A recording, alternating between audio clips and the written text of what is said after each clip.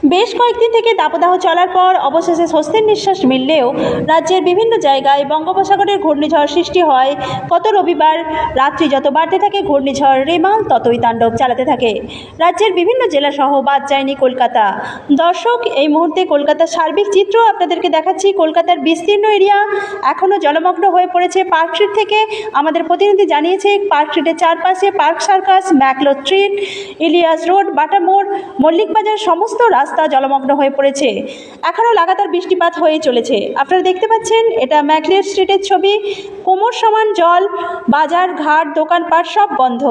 ম্যাকলো street থেকে বেনজির bit সেন্টারের কর্ণধার শেখ মোতাহার হোসেন জানিয়েছেন, কাল রাত থেকে শুরু হওয়া বৃষ্টি এখনও পর্যন্ত বন্ধ হওয়ার কোনো পরিস্থিতি দেখা যাচ্ছে না। বিভিন্ন এলাকায় পরিস্থিতি খুব খারাপের দিকে যাচ্ছে। সমস্ত রাস্তায় গাড়ি চলছে না বললেই চলে এবং দোকানপাট বন্ধ রয়েছে।